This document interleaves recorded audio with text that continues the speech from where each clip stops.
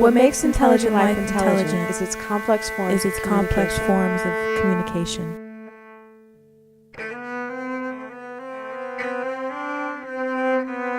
Communication to me is about people interacting with each other, seeing their humanity, their common humanity in each other. Communication is not just simply about the technology. Communication is how we get to talk about what we do.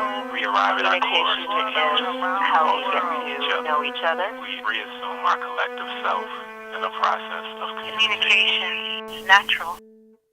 This intercontinental network of alternative communications is not an organizing structure, nor has a central head, nor does it have a central command, or hierarchies.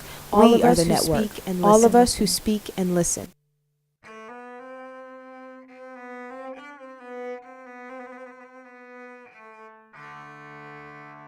Through listening, we arrive at new places within ourselves. Having some sort of experience and having some sort of exchange and web, if you will, connecting people. Part of our job as media makers who are trying to not just tell the story about the world as it is, but tell a new story about a better world. And our job is to break down those walls or myths of how complex everything is. To just be able to see like the simplicity of things that are ultimately life-giving. Art is our weapon, our medicine, our voice, and our vision. art is something that everybody can do. Art is the creativity that's within us. You don't have to be a celebrity or be an expert or be on a fancy stage or be paid a bunch of money to do art. Art is embracing that complexity while at the same time simplifying it into words and symbols and images that allow us to form connections with other people. Have an insight into that person's thoughts at that moment in time. And the more we can encourage everybody and the more we can relate to each other as artists, the more we won't feel like we have to conform, and the more we'll love the fact that we're different from each other. The media is the most powerful. They have the power to make the innocent guilty and to make the guilty innocent.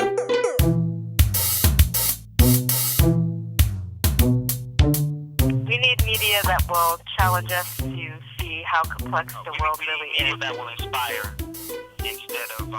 You need media that will inspire people to take action, people that will feel responsible, feel content to create positive change. We need a media that's not afraid. We need a media that's going to tell the truth about what's going on in this country, and to do so without being afraid of being cut off by their corporate sponsors.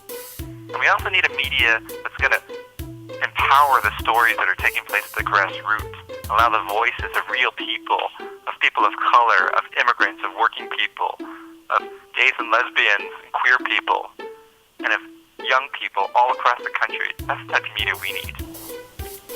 To forecast and share and transmit the things that are at our core will ultimately be the thing that allows us to transcend our personal prisons and sort of inhibit the freedom of our collective self. We need media that is just and understood by the people. To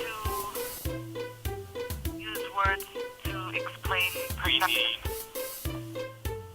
media that will be an instrument of our healing. We need media that will allow us to have access. We need media that brings people together, that helps people to learn about each other instead of just having the most sensational things or the most frightening or the most shocking things, but that really helps people to learn about each other and helps people to really think about differences and why we are in the situations that we're in. That's really what it's really about what can we do? What can we do with technology? So if people can't see each other face to face, how can technology enable them to make that type of contact that wouldn't otherwise be possible?